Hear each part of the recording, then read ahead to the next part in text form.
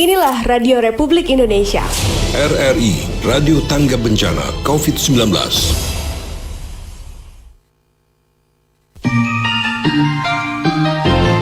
Ibu Pertiwi memanggil.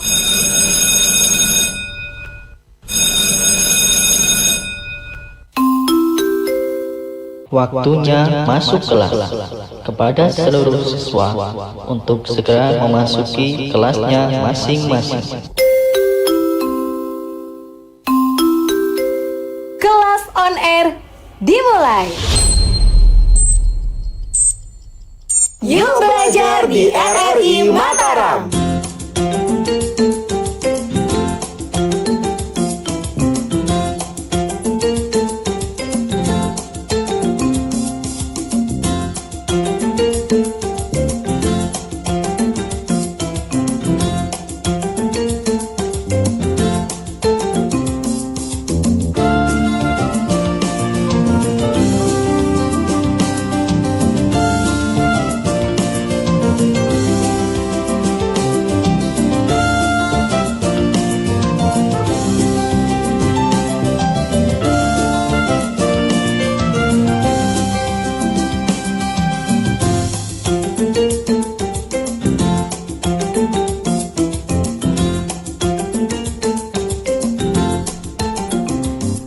Oke, kita masih di kesempatan pagi hari ini dan sekarang tentu saja kita akan belajar dulu ya, Belajar di RRI. Dan masih bersama Dini di sini hadir untuk menemani adik-adik, siswa-siswi sekolah menengah atas negeri ataupun sederajat ya. Karena sekarang kita akan belajar pendidikan agama Islam dan budi pekerti. Kita sudah terhubung nih dengan Ibu Guru ya. Coba kita cek dulu mana Ibu Gurunya. Halo, Assalamualaikum Bu Guru. Ibu Guru. Waalaikumsalam Mbak Dini. Halo Bu Guru Dr. Anda Nurhayati MPD ya. Gimana kabarnya pagi ini Bu Guru? Alhamdulillah baik. Alhamdulillah sehat ya. Oke, karena hari ini kita akan belajar masih mengenai pendidikan agama Islam ya. Dan untuk kali ini yaitu menganalisis substansi, strategi dan keberhasilan dakwah Nabi Muhammad SAW di Madinah ya. Iya, dan sebelumnya siaran belajar di RRI ini disiarkan melalui FM 89,2, 92,7 dan 104,2 MHz dan juga direlay di FM 91,4 MHz di RRI Bima dan juga FM 89,3 di Sumbawa. Nah, langsung aja deh Bu Guru di sesi pertama. Ibu Guru memaparkan dulu materinya seperti apa. Silakan Bu Nurhayati. Ya, terima kasih Mbak Dini. Ya, baik. Assalamualaikum warahmatullahi wabarakatuh. Bismillahirrahmanirrahim. Alhamdulillahi rabbil alamin. Wassalatu wassalamu ala asyrafil anbiya'i wal mursalin Sayyidina Muhammadin wa ala alihi wa sahbihi ajma'in. Amma ba'du. A'udzu billahi minasy syaithanir rajim. Innal ladzi farada 'alaikal Qur'ana laraddaka ila ma'adin. Alhamdulillah anak-anakku sekalian, semoga pada pagi yang penuh rahmat ini kita diberi kesehatan dan keindahan iman dan kita dapat menjalankan puasa dengan hikmat dan semoga puasa ini menjadikan kita orang-orang yang bertakwa. Dan doa kita semua, semoga wabah yang melanda negeri ini cepat berlalu. Amin, amin, ya mujibas sa'ilin. Ibu yakin sebagian besar dari kita merindukan suasana sekolah yang normal. Akan tetapi karena adanya wabah ini, mengharuskan kita untuk berdiam di rumah. Tapi belajar ya, jangan sampai terputus. Kalian bisa belajar dengan berbagai macam cara, termasuk melalui Pro 2 RRI Mataram ini. Pada hari ini, Ibu Bu Nurhayati dari SMAN 1 Gerung, di bawah pimpinan Ibu Kepala Sekolah, Ibu Hajjah Herni Juhara MPD, akan membawakan pelajaran pendidikan agama Islam dan budi pekerti pada aspek tarikh atau sejarah kelas 10. Adapun materi yang dibahas meneladani perjuangan dakwah Rasulullah Shallallahu Alaihi Wasallam di Madinah dengan kompetensi dasar sebagai berikut, yaitu menganalisis substansi, strategi, dan keberhasilan dakwah Nabi Muhammad Shallallahu Alaihi Wasallam di Madinah. Anak-anakku sekalian, silakan kalian buka buku Pendidikan Agama Islam dan Budi Pekerti jilid 1 yang diterbitkan oleh Kementerian Pendidikan dan Kebudayaan kelas 10 dimulai halaman 140 dan seterusnya. Sesuai dengan materi yang kita bahas, menganalisis substansi, strategi, dan keberhasilan dakwah Nabi Muhammad Shallallahu Alaihi Wasallam di Madinah. Mari kita dengarkan penjelasan berikut ini. Sebagaimana diketahui bahwa dakwah Rasulullah Shallallahu Alaihi Wasallam di Madinah mengalami kesuksesan yang luar biasa dibandingkan dengan dakwah beliau di Mekah. Di Mekah, kehadiran beliau dengan berbagai faktor ditolak dengan berbagai cara. Ancaman baik di bidang ekonomi, sosial, jiwa, dan sebagainya, agar beliau menghentikan dakwahnya. Atas perintah Allah dan melalui pemikiran yang mendalam, beliau membuat keputusan untuk berhijrah ke Madinah. Hijrahnya beliau ke Madinah sesungguhnya upaya cerdas dalam membangun dakwah yang lebih baik. Kekuatan dan strategi yang beliau bangun atas dasar keimanan dan ketakwaan kepada Allah Subhanahu wa Ta'ala mampu mengubah keadaan Mekah dan Madinah menjadi masyarakat yang penuh kedamaian dan rahmat Allah Subhanahu wa Ta'ala.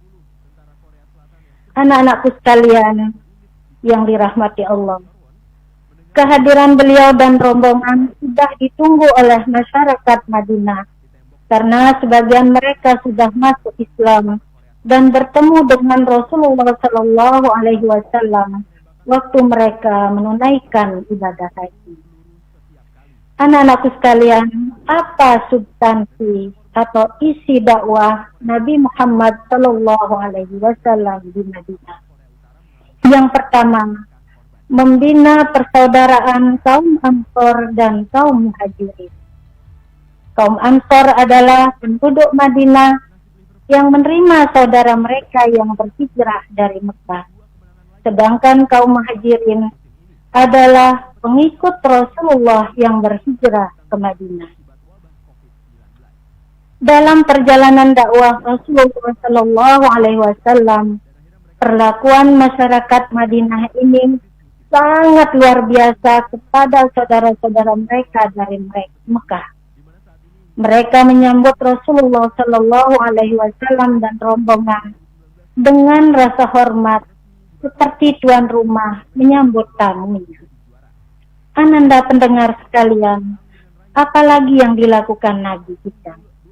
Beliau mempersaudarakan Muhajirin dan Ansor untuk mengikat mereka yang terdiri dari berbagai macam suku dan kabilah ke dalam suatu ikatan masyarakat yang kuat. Senasib, seperjuangan dengan persaudaraan Islam. Hal ini bukanlah perkara mudah. Mempersatukan dua kelompok yang berbeda negeri, tidak saling kenal mengenal, tapi Rasulullah Sallallahu Alaihi Wasallam berhasil menyatukan mereka. Mengapa? Salah satu sebabnya adalah karena kelapangan hati penduduk Madinah menerima kaum Muhajirin, dan kedua kelompok ini saling memahami perbedaan mereka, di mana kemudian hari usaha Rasulullah ini menjadi modal besar untuk kesuksesan dakwah beliau di Madinah. Seperti Rasulullah mempersaudarakan Abu Bakar dengan Kharijah ibnu Zuhair Ja'far, Umar bin Khattab dengan Ibnu Malik, dan sebagainya. Mereka dianggap sebagai saudara sendiri Dan kaum muhajirin setelah itu ada yang melanjutkan penghidupan dengan berdagang dan ada yang bertani. Dan dalam bidang ekonomi, Rasulullah mendirikan pasar yang dinamakan dengan Pasar Madinah. Setelah itu Rasulullah Shallallahu Alaihi Wasallam mengatur strategi untuk membentuk masyarakat yang terbebas dari ancaman dan tekanan. Persaudaraan kaum muslimin dipererat dan menjaga hubungan baik dengan non-muslim. Jadi kalau kalian sekarang mendengar kata-kata toleransi, Nabi kita menjalankannya sudah 15 abad yang lalu. Setelah itu, beliau menyusun strategi ekonomi, sosial, serta dasar-dasar pemerintahan Islam dengan kaum Yahudi. Dan dalam hal ini, beliau membuat perjanjian yang terkenal dengan Piagam Madinah, yang isinya cukup panjang, tapi di sini Ibu bacakan saja intinya, yaitu kaum Yahudi dan kaum Muslimin hidup damai, saling menghormati keyakinan, saling tolong-menolong, dan sebagainya. Anak-anakku sekalian, apalagi substansi yang dilakukan oleh Rasulullah, yaitu membentuk masyarakat yang berlandaskan ajaran Islam. Yang pertama beliau lakukan adalah memberikan kebebasan beragama. Tujuan ajaran yang dibawa Nabi kita adalah memberikan ketenangan kepada penganutnya dan memberikan jaminan kepada kaum muslimin, Yahudi dan Nasrani dalam menjalankan keyakinannya. Jadi walaupun beliau berhijrah untuk berdakwah, tapi Nabi kita tetap menghargai agama mereka dan memberikan kebebasan berpendapat dalam mencapai kemajuan menuju kesatuan yang terhormat. Langkah Nabi kita selanjutnya adalah memandangkan azan, menegakkan sholat, zakat, dan puasa. Ketika Rasulullah tiba di Madinah, bila waktu sholat tiba, orang-orang berkumpul untuk sholat tanpa dipanggil. Ada memang pendapat untuk menggunakan trompet dan lonceng, tapi Nabi tidak menyukainya. Berdasarkan wahyu melalui sahabat Abdullah bin Zaid bin Sa'labah untuk membacakan lafaz ajal. Maksudnya membacakan lafaz azan. Beliau menyuruh memanggil Bilal bin Rabah karena suaranya yang bagus. Jadi kalau kalian sering sekarang mendengar kata-kata siapa yang menjadi Bilal, maksudnya adalah siapa yang azan. Karena yang pertama mengumandangkan azan adalah sahabat Bilal. Kemudian di Madinah ini pula ditegakkan puasa yang perintahnya turun pada tahun 8 Hijriah, yang sebenarnya telah dilakukan berdasarkan syariat-syariat sebelumnya. Demikian pula zakat yang turun pada tahun 2 Hijriah. Kemudian apalagi substansi yang dilakukan oleh Rasulullah, yaitu prinsip-prinsip kemanusiaan. Pada tahun ke-10 Hijriah, bertepatan dengan 631 Masehi, Nabi Muhammad Shallallahu Alaihi Wasallam melaksanakan haji wada atau haji terakhir. Dalam perjalanannya di sebuah lembah yang berada di Urana, Rasulullah Shallallahu Alaihi Wasallam menyampaikan pidato yang berisi prinsip-prinsip kemanusiaan, persamaan, keadilan sosial, keadilan ekonomi, kebajikan, dan solidaritas. Dilarang menumpahkan darah kecuali yang hak, larangan riba, dan sebagainya. Selanjutnya beliau mengajarkan pendidikan, politik, ekonomi, dan sosial. Rasulullah dalam periode Madinah ini berhasil menjalankan kehidupan politik sehingga beliau berhasil menjadi pemimpin masyarakat. Beliau menegakkan ekonomi dan menjalankan kehidupan masyarakat yang baik. Sehingga salah seorang penulis buku terkenal Michael H. Hart dalam bukunya 100 tokoh paling berpengaruh di dunia menempatkan Rasulullah Shallallahu Alaihi Wasallam di urutan pertama karena berhasil memimpin sebagai pemimpin agama dan sebagai pemimpin masyarakat yang saat ini mungkin sulit kita dapatkan. Itulah anak-anakku sekalian, substansi dakwah Nabi kita di Madinah.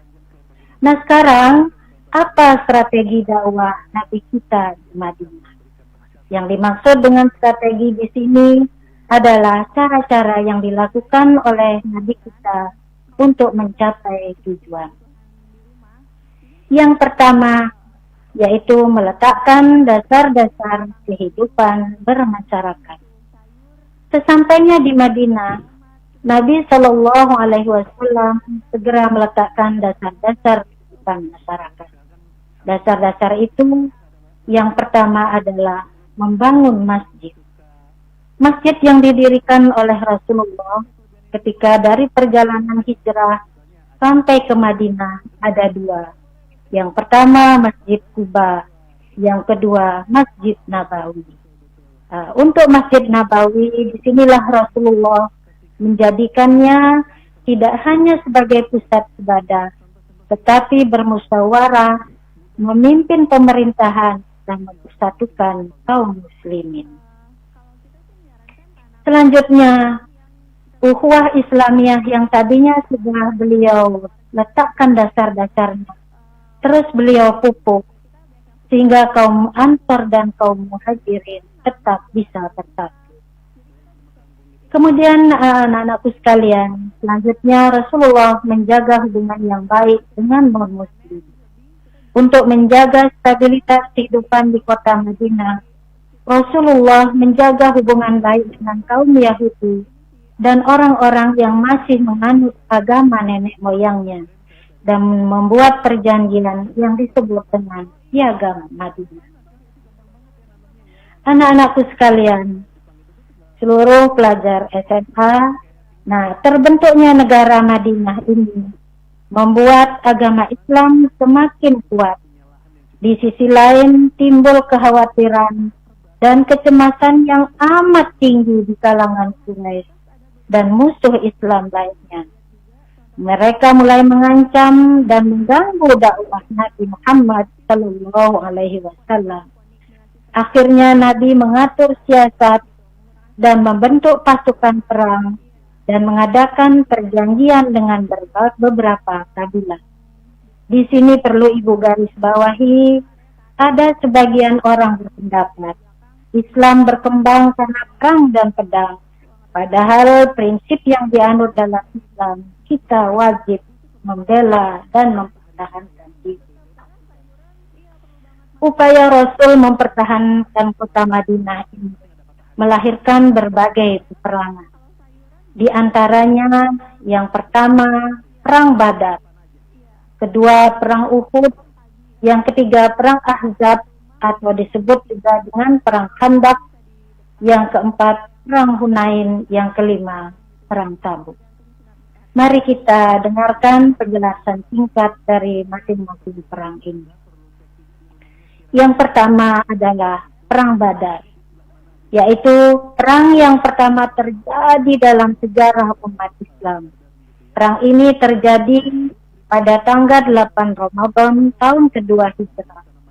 Rasulullah hanya memiliki jumlah pasukan yang amat sedikit, yang menurut ahli sejarah sekitar 305 orang. Sedangkan orang Quraisy berjumlah antara 911.000 orang.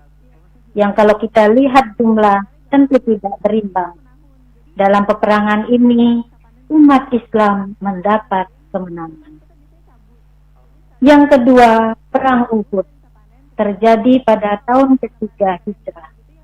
Dalam perang ini, jumlah umat Islam sudah semakin banyak, sekitar 1.000 pasukan. Sedangkan jumlah Quraisy berjumlah kurang lebih 3.900 orang. Nah, dalam peperangan ini, pasukan Islam sudah mendekati kemenangan. Akan tetapi, karena tergoda dengan harta rampasan perang.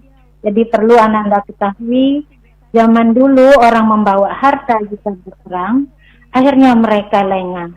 Kelengahan mereka ini dimanfaatkan oleh musuh sehingga mereka diserang. Dan dalam peperangan ini 70 orang gugur sebagai syuhada. Perang yang ketiga yaitu perang Khandaq adalah jumlah pasukan Quraisy berjumlah 24.000 orang. Umat Islam jumlahnya lebih sedikit, tidak sampai 10.000 orang.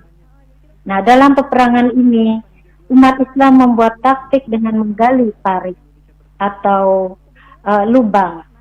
Karena terhalang oleh parit ini, mereka kembali ke negeri masing-masing tanpa mendapat hasil apapun.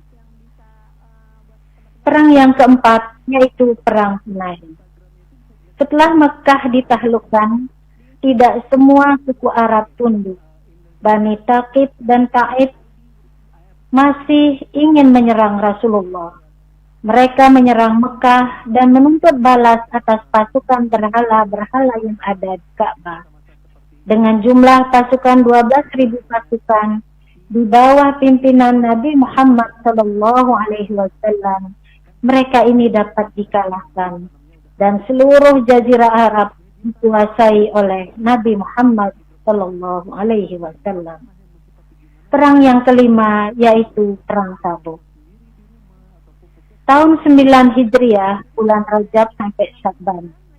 Perang ini merupakan perang terakhir yang diikuti oleh baginda Nabi kita Muhammad SAW. Perang ini terjadi karena kecemburuan Raja Heraklius dari Romawi melihat Islam sudah menguasai jazirah Arab. Menghadapi tantangan ini, banyak umat Islam yang ikut daftar untuk berperang. Mereka melihat banyaknya umat Islam, mereka melarikan diri dan Nabi tidak mengejarkannya. Maksudnya, dan Nabi tidak mengejarnya, melainkan berkemah di Tabuk. Selanjutnya, strategi dakwah Rasulullah yang kedua adalah mengirim surat kepada raja-raja untuk masuk agama Islam. Dalam meneruskan dakwahnya, Rasulullah SAW mengirimkan surat kepada raja-raja dan penguasa-penguasa di negeri-negeri di sekitar Jazirah Arab. Mereka adalah Raja Ghassan, Mesir, Abyssinia, Persia, dan Romawi. Tidak ada satupun dari mereka yang menerima dan mereka menolak dengan berbagai cara. Ada dengan cara yang baik dan simpati, ada dengan cara membunuh utusan, seperti yang dilakukan oleh Raja Ghassan. Anak-anakku sekalian, nah puncak dakwah Nabi kita di Madinah adalah menaklukkan kota Mekah. Pada tahun ke-6 Hijriah, Nabi kita dengan 1.000 orang kaum muslimin hendak menunaikan ibadah haji di kota Mekah dengan pakaian ihram dan tanpa membawa senjata. Sebelum sampai, mereka tertahan dan tidak mendapat izin dari tokoh-tokoh Quraisy. Akhirnya Nabi membuat perjanjian Hudaybiyah. Isi perjanjian tersebut adalah: 1. Kaum muslimin tidak boleh mengunjungi Ka'bah pada tahun ini dan ditangguhkan sampai tahun depan. Perjanjian yang kedua isinya, lama kunjungan dibatasi hanya 3 hari. Selanjutnya yang ketiga, kaum muslimin wajib mengembalikan orang Mekah ke Madinah. Sebaliknya pihak Quraisy menolak mengembalikan orang Madinah yang kembali ke Mekah. Yang perjanjian yang keempat, selama 10 tahun dilakukan gencatan senjata. Tiap kabilah yang ingin masuk ke dalam kelompok Quraisy atau kaum muslimin diberi kebebasan. Anak-anakku sekalian, 2 tahun perjanjian ini berlangsung. Orang-orang Quraisy mengkhianati perjanjian itu. Mereka membatalkan secara sepihak. Akhirnya Rasulullah Shallallahu Alaihi Wasallam mengajak 1.000 tentara memasuki kota Mekah dan berhala-berhala semua negeri dihancurkan. Kemudian Nabi menyampaikan khutbahnya. Peristiwa ini terkenal dengan nama Fathu Mekah atau penaklukan Mekah. Setelah itu berbondong-bondonglah penduduk Mekah menyatakan diri masuk Islam. Sejak peristiwa itu Mekah berada di bawah kekuasaan Rasulullah Shallallahu Alaihi Wasallam. Dan pada tahun ke-9 sampai 10 Hijriah atau bertepatan dengan tahun 630 sampai 631 Masehi, Nabi menerima berbagai delegasi suku-suku Arab, termasuk untuk mereka masuk agama Islam, dan persatuan Arab pun terwujud. Dan terbuktilah ayat yang di awal Ibu bacakan tadi. Allah buktikan ya dengan ayat yang berbunyi, sesungguhnya yang mewajibkan atasmu melaksanakan hukum-hukum Al-Quran benar-benar akan mengembalikan kamu dan tempat kembali. Nabi Muhammad Shallallahu Alaihi Wasallam setelah itu kembali ke Madinah. 2 bulan kemudian beliau wafat bertepatan dengan tanggal 12 Rabiul Awal 11 Hijriah, bertepatan dengan 8 Juni 632 Masehi. Demikianlah substansi, strategi, dan penaklukan kota Madinah. Oke, halo Bu Guru Nurhayati. Iya. Tadi sudah pemaparan materi ya untuk sesi pertama, dan nanti di sesi kedua adalah tanya jawab. Dini juga mengundang nanti adik-adik kita dari SMA Negeri 1 Gerung Lombok Barat ya Bu Guru ya, tempat Bu Guru mengajar. Untuk ikut bertanya boleh, siswa-siswi di seluruh NTB juga boleh sekali untuk bertanya nanti di 081802057000. Sementara kita jeda dulu, kita ke lagu ya Bu Guru ya. Oke, stay tune terus di Belajar di RRI.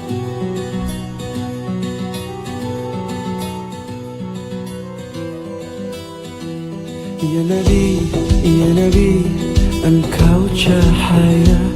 Ya Rasul, penerang jiwa.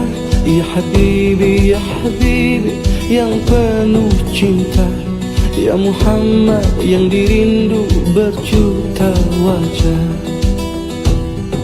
Ya Rasulullah, ya Habiballah, engkau cahaya penerang jiwa.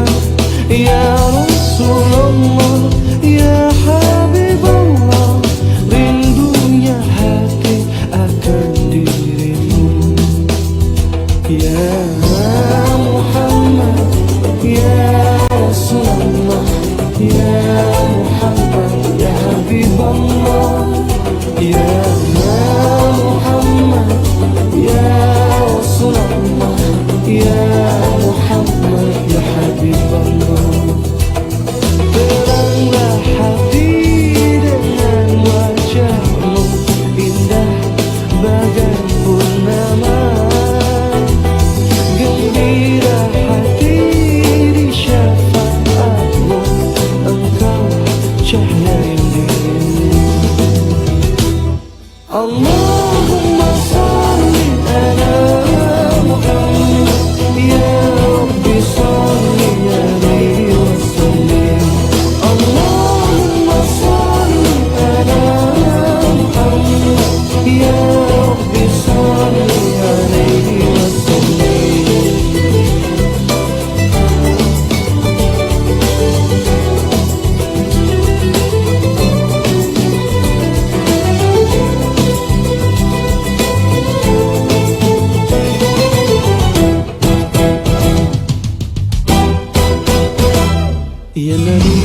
Ya Nabi, engkau cahaya.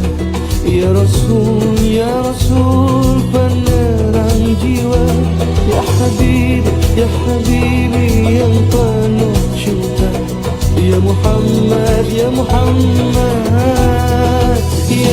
Rasulullah, ya Habiballah, engkau cahaya penerang jiwa.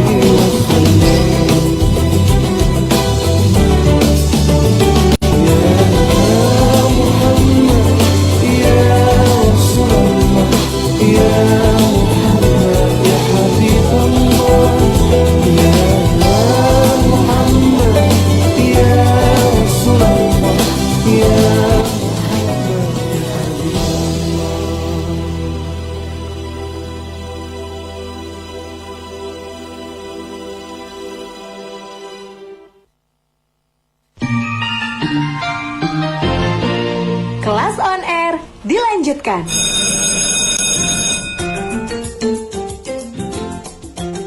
Baik, kembali di belajar di RRI ya, dan kelas on RRI Mataram. Pagi ini masih bersama Ibu Guru Nurhayati, Guru SMA Negeri 1 Gerung Lombok Barat ya. Halo Bu Guru. Halo. Iya, Bu Guru sepertinya. Mana, Mbak? Iya, ini Bu Guru udah banyak yang nanya nih kayaknya nih ya. Wah, banyak ini.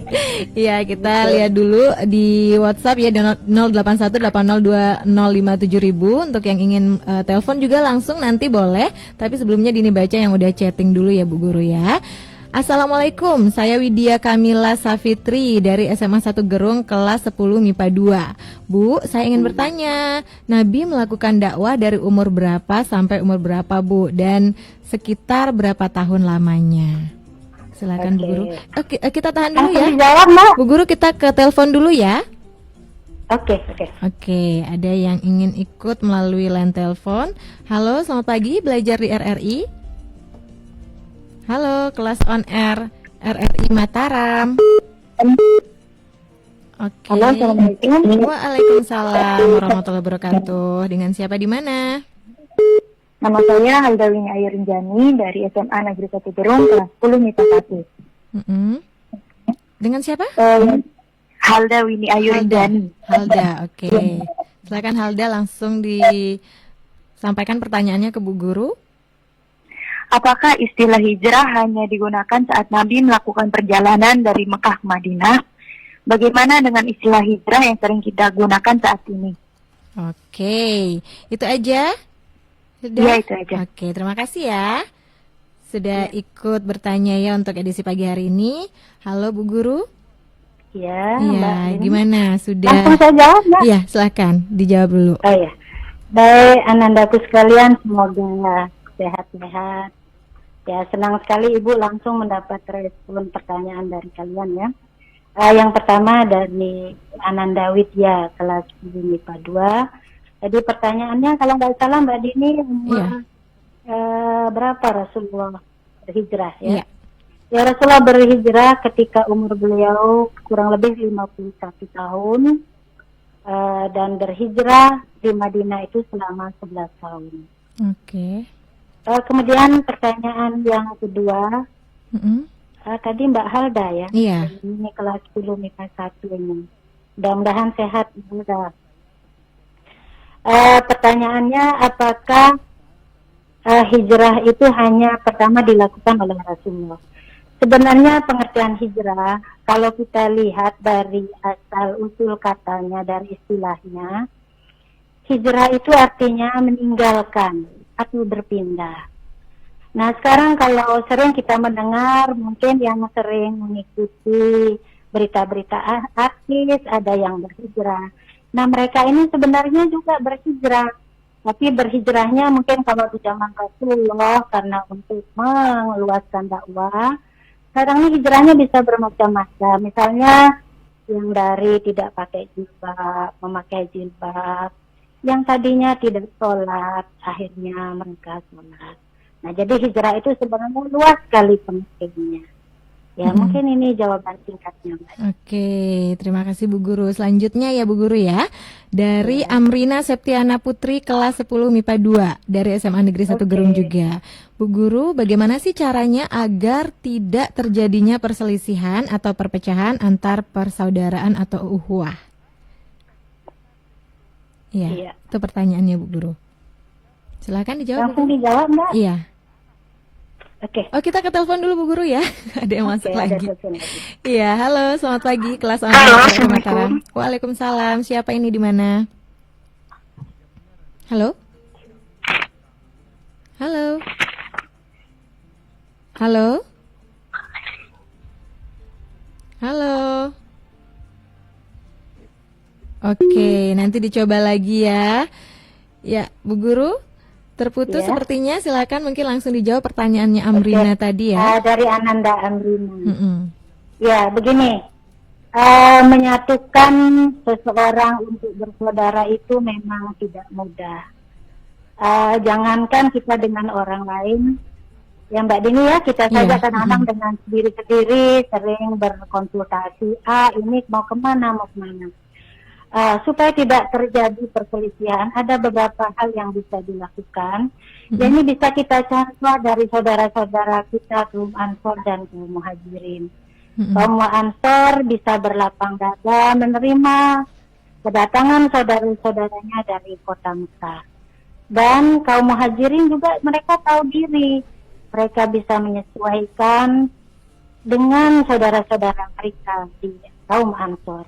Sehingga persaudaraan itu betul-betul bisa mereka laksanakan dengan baik. Jadi ini lapangan dada dan berani menerima perbedaan. Nah, inilah yang akan melanggengkan persaudaraan kita. Iya. Oke, lanjut lagi Bu Guru ya. Oke. Untuk pertanyaan selanjutnya ini dari Aura Anissa, kelas 10 MIPA 1 ya, masih dari SMA Negeri 1 Gerung yang bertanya, katanya Bu Guru, setelah Nabi Muhammad membuat perjanjian dengan kaum Yahudi, bagaimana nih tanggapan mereka? Ya. Oke. Satu aja, Mbak. Iya, baru satu Bu Guru. Ya. Baik. Jadi begini. Ketika Rasulullah tiba di Madinah, ada beberapa kabilah, ada beberapa kaum di Madinah itu. Di antaranya ada kaum Yahudi, ada kaum Nasrani, dan ada orang-orang yang menganut agama paganisme. Nah, kemudian karena kaum Yahudi ini sebagian besar dari mereka adalah penduduk Madinah, jadi untuk mencapai toleransi ini akhirnya Rasulullah membuat perjanjian dengan orang-orang Madinah. Yang kemudian perjanjian ini yang tadi sudah Ibu sampaikan, sebenarnya perjanjiannya cukup panjang yang terkenal dengan nama Piagam Madinah. Ini mungkin Mbak Dini. Oke, terima kasih Bu Guru. Kita lanjut lagi Bu Guru ya. Ini dari Putri Adelia Febina. Assalamualaikum, saya ingin bertanya materinya Bu Guru. Kelas 10 MIPA 1 SMA Negeri 1 Gerung juga. Pertanyaannya, apa aja alasan Nabi Muhammad melakukan hijrah ke Madinah? Sekian ya Kak, katanya. Silakan Bu Guru langsung dijawab aja. Oke. Waalaikumsalam Putri Adel. Ya, baik. Alasan Nabi berhijrah itu banyak sekali ya. Yang pertama, di antaranya banyaknya tekanan-tekanan yang dilakukan oleh kaum Quraisy ketika Rasulullah berdakwah di Madinah. Ya, termasuk mungkin yang sangat berat itu adalah ketika di tahun setelah beberapa 3 tahun ya kalau lalu Rasulullah berdakwah, tekanan yang paling berat adalah pemboikotan ekonomi. Oke, kalau pemboikotan sosial, orang-orang Mekah dan Nabi berhasil mengatasi. Tetapi kota Mekah, di mana kota ini bukanlah kota pertanian, tapi kota perdagangan. Ketika kebutuhan pokok masyarakat ditahan untuk masuk di kota Mekah, nah ini bagaimana kita melihat orang tidak makan, tidak apa. Bahkan dalam sebuah riwayat, Rasulullah pernah beberapa hari itu hanya minum air. Karena apa? Karena ekonomi, artinya masuknya barang-barang ke kota Mekah itu ditahan oleh orang-orang Quraisy. Demikian Mbak Dini. Oke, lanjut lagi ya Bu Guru ya. Mungkin ada yang mau telepon juga di 0818802057.000. Silakan, boleh ya untuk langsung telepon atau kita ke chatting dulu ya Bu Guru ya. Dari Amel SMA 1 Gerung nih. Apa saja halangan berdakwah di Mekah? Apa perbedaan masyarakat Mekah dengan Madinah sehingga dakwah Rasulullah sukses yang di Madinah? Satu lagi. Coba nggak bisa diulang Mbak ya suaranya. Oke, sebentar Bu Guru ada telepon dulu ya. Oke. Halo. Assalamualaikum. Waalaikumsalam. Dengan siapa di mana? Halo. Nama saya Putri. Putri ya. Putri di mana Putri? Dari SMA 1 Gerung ke MIPA 1. Iya, silakan Putri, mau langsung bertanya sama Bu Guru Nurhayati. Mengapa kaum kafir Quraisy melakukan pemboikotan kepada Rasulullah SAW dan umat Islam? Terima kasih. Assalamualaikum. Waalaikumsalam. Terima kasih Putri. Ya, itu pertanyaannya Bu Guru. Mengapa kaum kafir Quraisy melakukan pemboikotan? Yang tadi Amel apa pertanyaan? Kalau Amel Iya, kalau Amel, apa perbedaan masyarakat Mekah dengan Madinah sehingga dakwah Rasulullah sukses di Madinah? Oke, baik. Ini pertanyaan yang pertama, mengapa dakwah Rasulullah sukses ya di Madinah. Nah begini, ketika beliau berdakwah di kota Mekah, orang-orang Mekah itu sebenarnya tahu bahwa apa yang disampaikan oleh Rasulullah itu mengandung kebenaran. Tetapi karena gengsi, jadi merasa kaumnya akan dirubah keyakinan yang selama ini sudah beratus-ratus tahun mereka lakukan. Nah inilah yang membuat mereka sulit sekali menerima ajaran dari Rasulullah. Berbeda dengan orang-orang Madinah. Orang Madinah itu sebelum Rasulullah datang, artinya sebelum Rasulullah diturunkan menjadi Rasul, beliau sudah mendengar dari orang-orang Yahudi yang ada di sana, bahwa nanti di akhir, maksudnya Nabi yang terakhir turun itu akan didatangkan di Jazirah Arab. Jadi mereka sudah menanti-nanti kedatangan Rasulullah.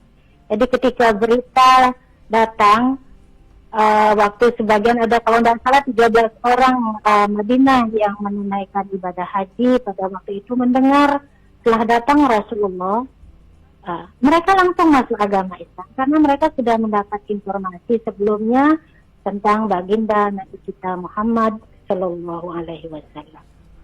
Kemudian pertanyaan Ananda Putri. Nah ini mengapa mereka melakukan pemboikotan? Begini anak-anakku sekalian,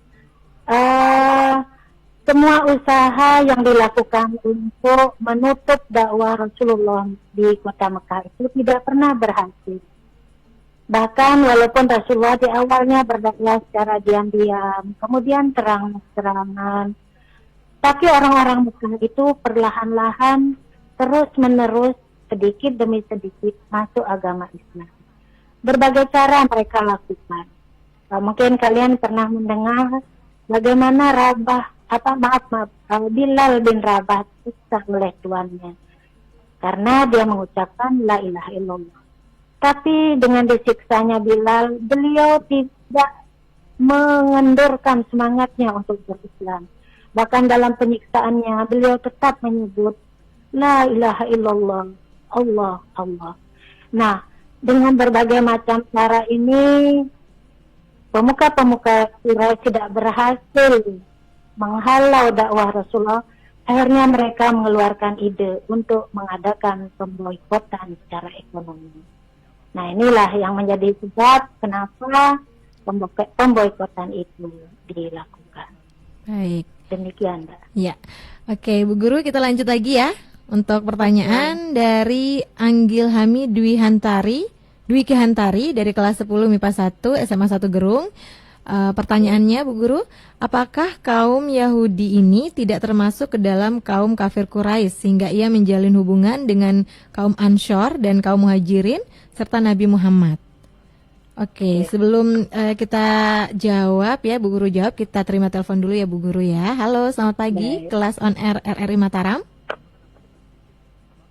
Halo. Halo, assalamualaikum warahmatullahi wabarakatuh. Waalaikumsalam. Halo. Dengan siapa ini? Di mana? Kelas berapa? Perkenalkan, nama saya Baik Hairun Nisa, kelas 10 MIPA 1 dari SMA Negeri 1 Gerung. Oke, Saya ingin bertanya, apa saja yang melatar belakangi perintah Allah agar Rasulullah Shallallahu Alaihi Wasallam dan para sahabatnya hijrah ke Madinah? Sekian, terima kasih. Wassalamualaikum warahmatullahi wabarakatuh. Ya. Oke, Bu Guru. Baik. Iya, itu pertanyaan tadi Iya, tadi Anggil Hamid Dwi Kehantari. Iya, kan tentang kaum Yahudi. Iya. Begini, kaum Yahudi ini tidak tinggal di Mekah, ya, jadi mereka tinggal di Madinah. Nah, menurut Quraisy Shihab, ini dalam bukunya itu pernah baca, kenapa sebelum Rasulullah datang, orang-orang Yahudi sudah bertempat tinggal di kota Madinah. Ternyata di dalam kitab Taurat mereka sudah membaca bahwa akan datang Rasul terakhir itu di Jazirah Arab. Akhirnya mereka pindah ke kota Madinah. Nah, jadi bukan di Mekah mereka, tetapi di Madinah. Ya, dan mereka cukup banyak jumlahnya. Kemudian yang kedua, dari pertanyaan Anda selanjutnya, apa saja sih yang melatar belakangi hijrah Rasulullah di kota Mekah? Ke kota Madinah maksudnya. Jadi sudah seperti yang Ibu sampaikan tadi, bahwa dakwah beliau sudah tidak mendapat tempat yang enak di kota Mekah. Tadi sudah ada pemboikotan, penyiksaan, dan berbagai macam cara licik yang mereka lakukan. Nah, kemudian Rasulullah mohon kepada Allah, hanya dengan petunjuk Allah di awal ayat sudah sampaikan ya, Rasulullah memutuskan untuk berhijrah. Baik, Bu Guru. Ya. Oke, itu saja penjelasannya Bu Guru ya. Iya, ya. Oke, kita lanjut lagi nih, banyak sekali yang bertanya Bu Guru. Banyak ya. Iya. Dari sekolah lain ada Mbak. Iya, dari sekolah lain kita masih tunggu ya. Nanti kita cek lagi. Tapi kita terima telepon dulu ya Bu Guru ya. Baik. Halo, selamat pagi kelas on air RRI Mataram. Halo. Halo. Iya. Assalamualaikum warahmatullahi wabarakatuh. Waalaikumsalam. Dengan siapa Nama ini? saya Andini. Siapa? Nama saya Andini. Andini. Oke. Kelas? Ya, dari SMA 10 MIPA 1 dari AN 1 Gerung. Oke, pertanyaannya langsung Saya ya. mau bertanya. Mengapa kaum Ansor dengan cepat dan dengan mudahnya menerima ajaran yang dibawa oleh Rasulullah Shallallahu Alaihi Wasallam? Oke. Sekian. Ya. Assalamualaikum warahmatullahi wabarakatuh. Waalaikumsalam warahmatullahi wabarakatuh buat Andini. Silakan Ibu Guru. Langsung dijawab dulu Ya. yang Andini ya Bu Guru ya. Oke, langsung Mbak ya. Baik. Tadi sudah mungkin Ibu sampaikan ya, mengapa kaum Ansor dan kaum Muhajirin dengan mudah dipersaudarakan. Jadi begini, di samping penduduk Madinah tadi yang Ibu katakan punya kelapangan hati untuk menerima saudara-saudaranya, kemudian kelompok Muhajirin juga pandai menyesuaikan diri. Hal ini tentu tidak lepas dari semua dari wibawa yang dimiliki oleh baginda kita Rasulullah Sallallahu Alaihi Wasallam. Beliau begitu dihormati, ditaati baik oleh kaum Ansor maupun kaum Muhajirin. Ya, ini Mbak Dini. Oke, selanjutnya sama tadi kayaknya yang bertanya Andini Juniati Amelia ya. Oke, ternyata dia ada chatting juga Bu Guru ya, tapi kayaknya telat nih dibaca ya karena banyak pertanyaannya ya. Kita lanjut lagi Bu Guru. Oke, ini udah juga pertanyaannya dari Zilvia Rahayu, menghindari perselisihan. Terus selanjutnya yang ingin telepon silakan di 081802057000. Silakan untuk yang ingin bertanya melalui telepon.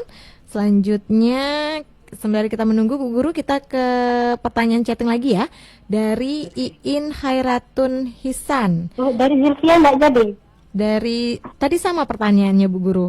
Oke, Iin sekarang. Iya, Iin sekarang katanya apa hikmah dari hijrahnya Nabi? Baik.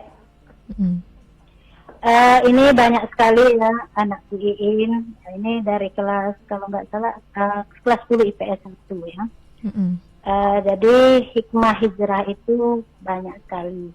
Yang pertama, jelas karena Rasulullah ingin memelihara keimanan. Yang kedua, perjalanan ibadah. Nah, ini perjalanan ibadah yang sangat panjang dan ini meluruskan niatnya. Kemudian yang ketiga, perjalanan persaudaraan, yaitu antara kaum Muhajirin dan kaum Ansor. Kemudian hikmah yang keempat, tonggak kebangkitan Islam. Kalau kita lihat 11 tahun lebih beliau berdakwah di Mekah, banyak sekali tantangannya, tetapi ketika di Madinah kita melihat hasilnya. Yang kelima, sesungguhnya hijrah itu mengajarkan kita untuk tidak cepat putus asa. Nah, ini mungkin yang penting Mbak Dini. Iya. Karena dalam kehidupan ini pasti kita nanti akan mengalami rintangan, tapi dari peristiwa hijrah ini Rasulullah mengajarkan kita untuk tidak cepat putus asa. Iya. Demikian, Mbak. Iya, baik Bu Guru. Selanjutnya ya di WhatsApp lagi ada yang bertanya dari Sofia Saleh dari SMA Negeri 1 Gerung mau bertanya, katanya bagaimana? Iya, bagaimana sikap Rasulullah ketika gagal dalam perang Uhud, Bu Guru? Perang Uhud, oke. Ya. Ya, baik. Ini kelas 11 nih, tapi luar biasa ikut berpartisipasi. Iya. Memang dari kelima perang besar yang dilakukan oleh Rasulullah, perang Uhud satu-satunya yang mengalami kekalahan. Setelah peperangan ini, Rasulullah mengambil pelajaran, mengajak kepada orang-orang yang ikut berperang untuk tidak tergiur dengan harta rampasan perang. Ya, walaupun dalam Islam mereka yang berperang itu ketika menang mendapat haknya sesuai dengan kemampuannya, tetapi itu jangan dijadikan tujuan utama. Sehingga kalau kita lihat setelah Rasulullah memberikan pengarahan dalam peperangan selanjutnya, umat Islam mengalami kemenangan. Demikian Mbak Dini. Ya. Oke, Bu Guru. Lanjut lagi Bu Guru ya. Dari ini di live Facebook Pro 2 RRI Mataram ya Bu Guru, ada yang bertanya juga dari Rizka Yakutun Nafis. Assalamualaikum. Ini dari kelas 10 IPA 2 Bu Guru ya, SMA Negeri 1 Gerung juga. Saya ingin bertanya, bagaimana sih asal mula baginda Nabi berhijrah ke Madinah dan tidak di Mekah? Bukankah Nabi awalnya tinggal di Mekah? Apakah ada peristiwa yang terjadi di balik hijrahnya Nabi di Madinah? Kita ke telepon dulu Bu Guru ya. Oke. Ada yang masuk. Halo, selamat pagi kelas on air RRI Mataram. Halo. Halo. Halo. Ya, sepertinya terputus ya Bu Guru. Oke. Kita kita coba lagi. Ada yang ikut masuk. Halo. Selamat pagi. Halo, Assalamualaikum. Waalaikumsalam. Siapa di mana? Saya baik. Siapa? Suaranya kurang jelas. 10 MIPA 2. Namanya siapa tadi? Aduh. Halo, Assalamualaikum. Iya, dengan siapa? Namanya siapa? Saya Baik Inges Mustika Suci, kelas. Oh, Baik Inges. Iya. Langsung aja pertanyaannya. Halo. Bu Guru, saya ingin Baik Inges.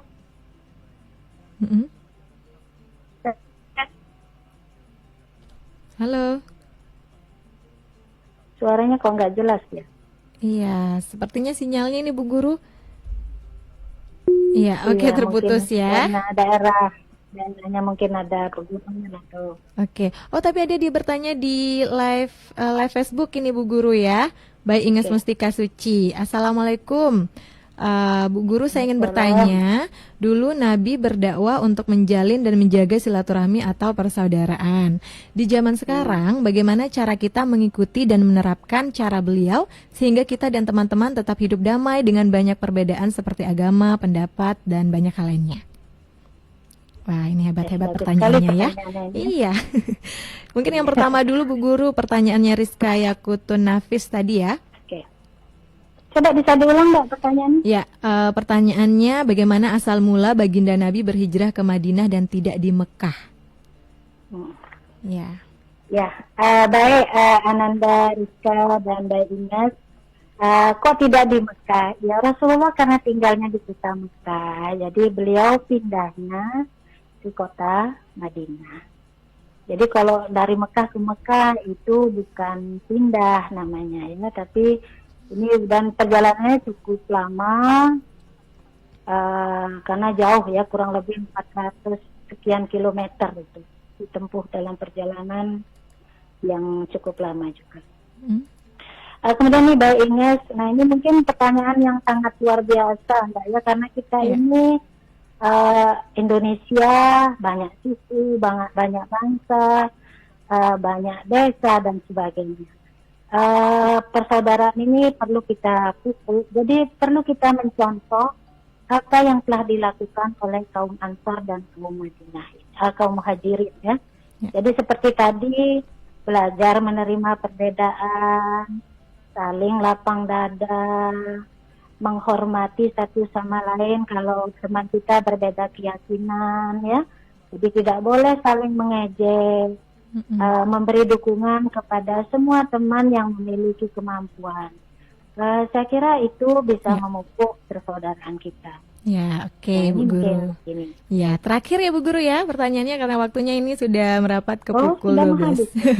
Ya, masih ada waktu sedikit untuk pertanyaan dari Anissa Lailatun Najwa kelas 10 MIPA 1 SMA Negeri 1 Gerung juga nih Bu Guru ya. Nah, itu dalam sejarah nyatakan akhirnya Rasulullah mengganti dengan nama Madinatul Munawwarah. Akhirnya kota yang terang benderang. Jadi ini makna yang luar biasa dari peristiwa. Ya, jadi sebenarnya ini mungkin karena waktu Mbak Dini ya, banyak sekali pelajaran-pelajaran yang bisa kita ambil dari peristiwa. Betul sekali. Banyak sekali yang bertanya juga ya untuk edisi hari ini ya Bu Guru ya.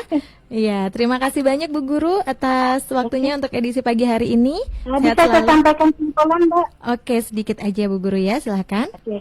Ya, jadi kesimpulannya dari paparan yang disampaikan dapat disimpulkan bahwa pertama dakwah beliau Nabi diawali dengan peristiwa hijrah, maksudnya di Madinah. Kemudian substansi dakwah Nabi kita Muhammad Shallallahu Alaihi Wasallam, yaitu pertama membina persaudaraan kaum Ansor dan kaum Muhajirin, membina masyarakat yang berlandaskan Islam, menegakkan prinsip-prinsip kemanusiaan, dan mengajarkan pendidikan politik, ekonomi, dan sosial. Sedangkan strategi dakwah Nabi kita di Madinah, yang pertama meletakkan dasar-dasar kehidupan bermasyarakat, membangun masjid, membangun ukhuwah Islamiyah, dan menjalin persahabatan dengan non-Muslim.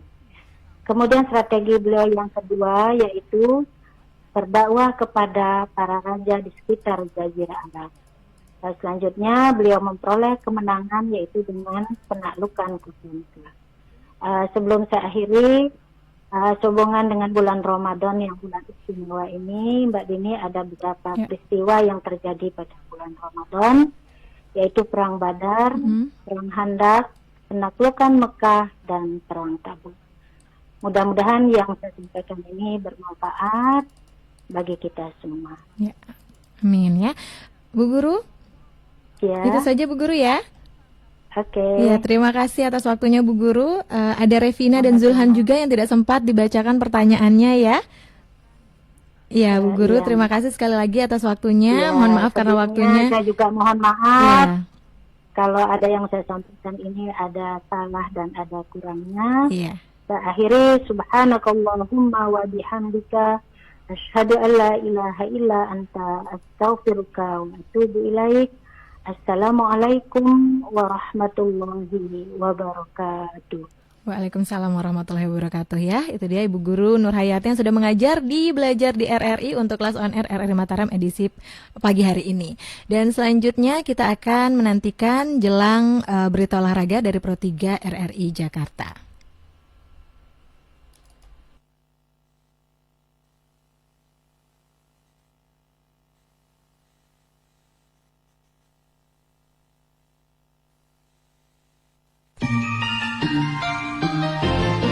Kelas on air selesai. Besok belajar lagi ya Di Kelas on Air